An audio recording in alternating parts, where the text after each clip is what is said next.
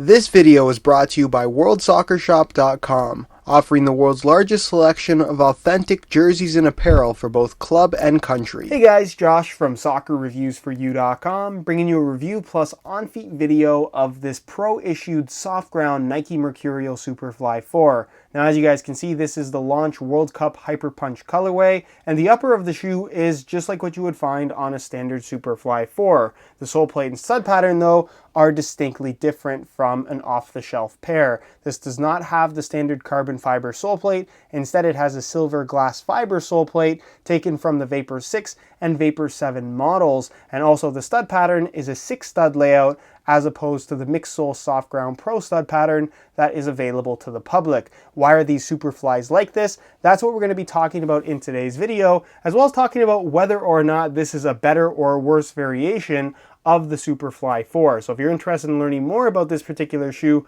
please stick around and watch the entire video. And with that being said, let's get right into the review. So why do these shoes exist and why do I have them? Well, you have to consider that this is the launch Superfly 4, the first one to release to the public and to professional players. And it launched at a very important time for professional players, the 2014 World Cup. Now, whenever you release a brand new shoe in time for an important game or an important tournament, you're going to see that a lot of players don't like to switch their shoes. They like to stick with what they've been using. So in the case of the 2014 World Cup, Nike would obviously want as many of their players as possible wearing the new Superfly 4 or the Vapor 10, which is what I have right here, a shoe I made a video on not too long ago. It's a standard Vapor 10 upper, but the same sole plate that we have here on the Superfly 4. Glass fiber sole plate from the Vapor 6, Vapor 7 with a standard 6-stud layout. If you guys want to see my video on these, I'll leave an annotation on the screen. So this is essentially a custom makeup that professional players did have access to if they preferred this sole plate over the new carbon fiber one, or if they preferred a standard 6-stud layout over the standard soft ground pro layout. Now, I'm not aware of any pros really that have worn this particular variation of the Superfly 4. If you know of any, let me know down below in the comment section, but I haven't personally seen anybody wearing Superfly 4s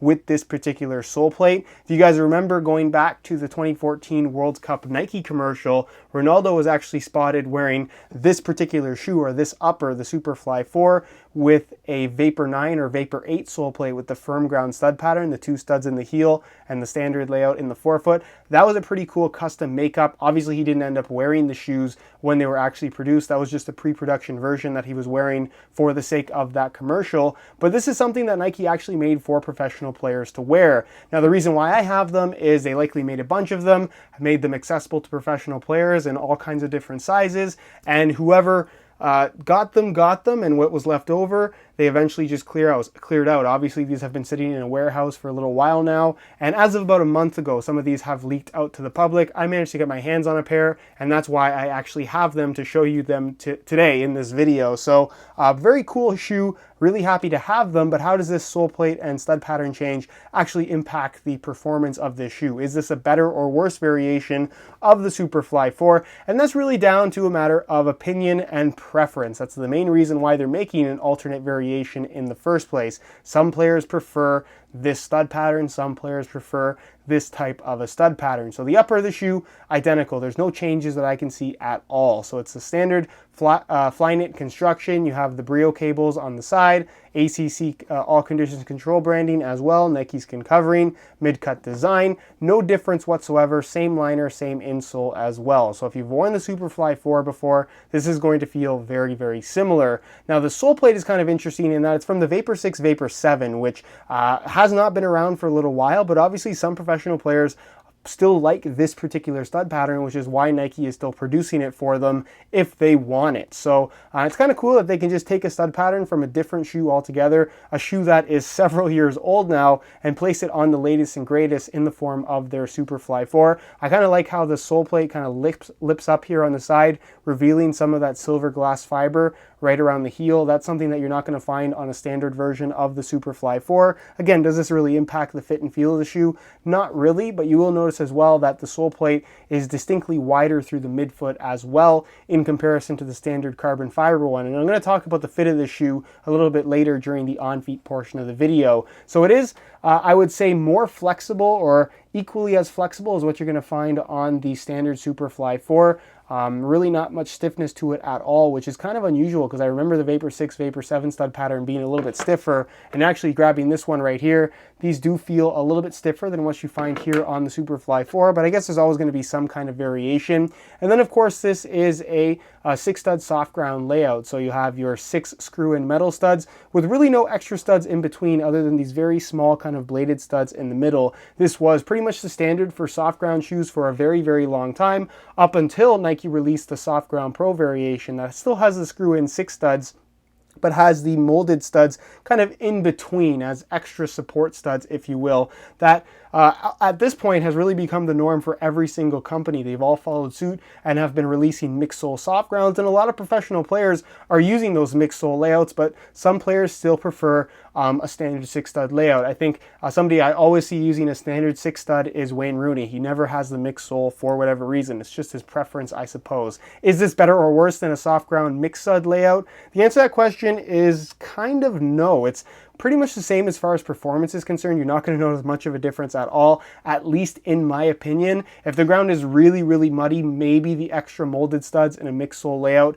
might be a little bit more beneficial in terms of overall traction. But based on my experience with soft ground layouts, it really doesn't offer better traction. What I think the advantage is with a mixed sole layout is that you have more studs under your feet. So when you're making contact with the bottom of your foot on the ball, it feels a little bit more like a firm ground stud pattern as opposed to a soft ground one, where with a layout like this, there's not a lot of surface area to make contact with the ball. So it can be a little bit more tricky. It takes more getting used to, if you will. But for a lot of players, perhaps like Wayne Rooney, he's already used to this 6-stud layout, no reason to change it, and that's why he sticks with it. So that's pretty much it as far as what needs to be explained with this particular shoe. It's pretty cool that it is a pro-issued product. Don't see it all that often. And because this is pro-issued, doesn't necessarily mean that this was made for a specific player. There's nothing on this shoe that would indicate that it is for a specific player. This is kind of just a general production thing where they make a custom version of the shoe in a variety of different sizes. As these things have been kind of released or available to the public, we've been able to see that they have them in all kinds of different sizes.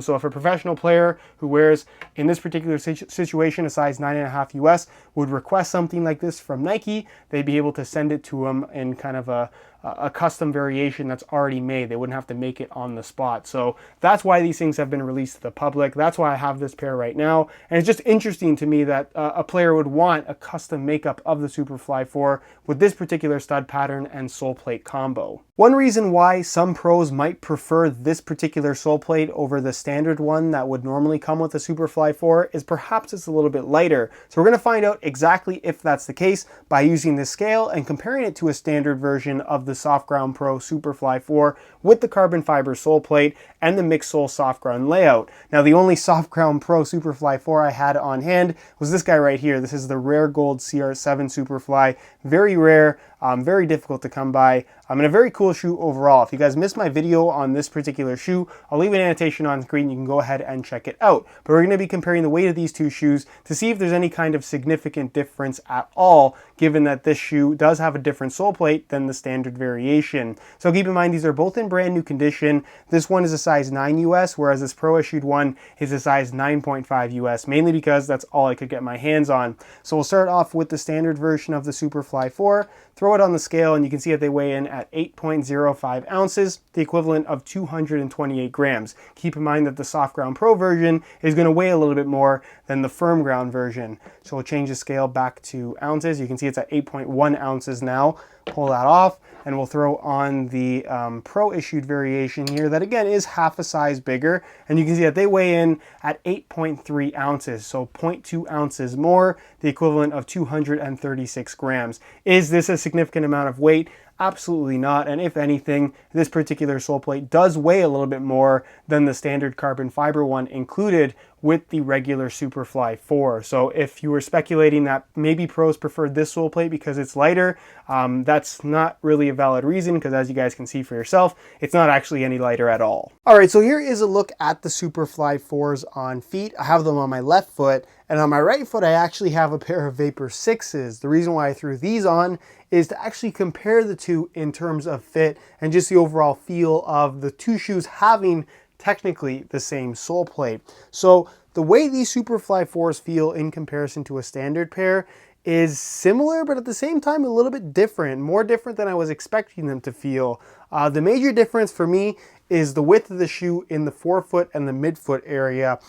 These do seem to be a little bit wider than the standard variation, which I guess would be the main reason why you might want this type of a sole plate on the shoe.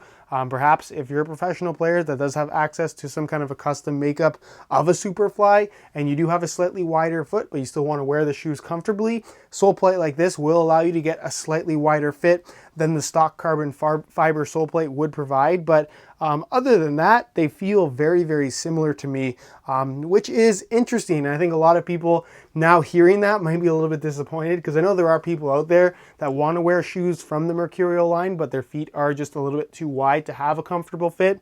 I guess you could try hunting out something like this. Not necessarily something I would recommend doing, but that's really the only reason why I would think that somebody would want this particular sole plate over the one that normally comes with the shoe. In comparison to the Vapor 6 that I have here on my right foot, doesn't really feel the same at all. I suppose the underfoot sensation is similar, but the overall fit is just a lot different in comparison to a Superfly 4, which is kind of its own animal in comparison to anything that's been done in the Mercurial line up until this point.